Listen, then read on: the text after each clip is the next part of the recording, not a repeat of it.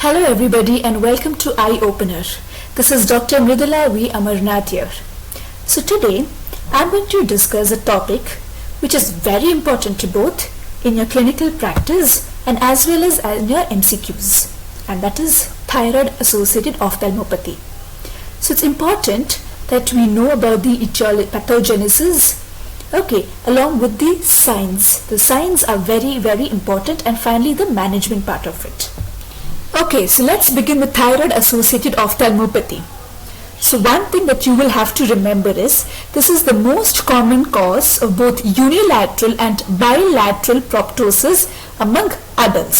So now let's talk about the pathology. So remember, this is an autoimmune condition. It's a type 2 hypersensitivity reaction. Now what happens is there is inflammation and enlargement of the extraocular muscles followed by fibrosis. So now this leads to compressive and restrictive myopathy.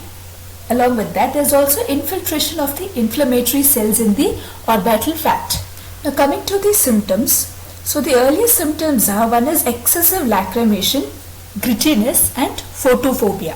Now coming to the signs. Soft tissue signs.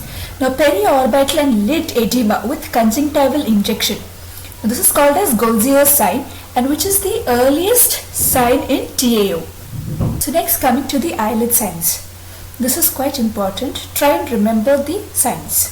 First is you have the Dalrympe's sign, which is the most common sign, occurs in nearly 92% of the patients, where they'll have a lid retraction.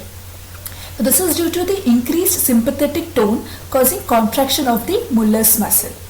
Then next is the Von Graeff's sign. Now what is this? A lid lag, wherein the lower lid moves down slowly on down gaze.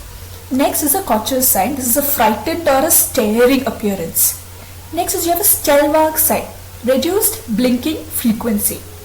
Then you have a Griffith sign, which is lid lag of the lower lid during up gaze. Then there's an Enroth sign, which is edema of the lid.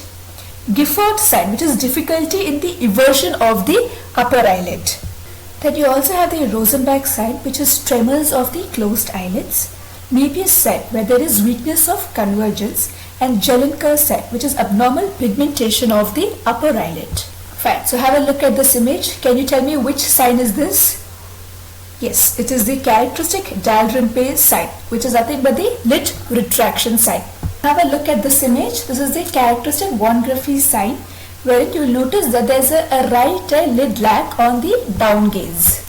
So the next is proptosis. Now this is usually axial and non-pulsatile, and it's the second most common sign that you see, nearly 60% of the cases, and can also lead to exposure keratitis.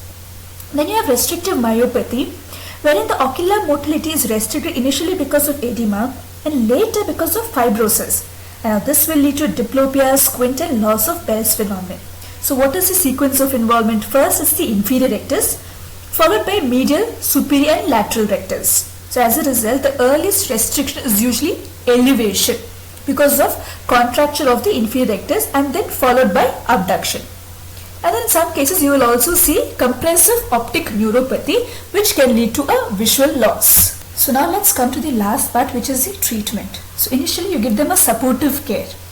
Now lubricating eye drops, because of the eyelid retraction there can be dryness of the eye, so you give them lubricating eye drops, cool compresses and also head elevation in cases of periorbital edema. Then you can also try Botox to the Muller's muscle for upper eyelid retraction. Then systemic steroids are given. This helps to reduce the active inflammatory manifestations and also for the treatment of compressive optic neuropathy. Then you can go for orbital gradation, which helps to improve the ocular motility. And coming to the surgery part of it, orbital decompression.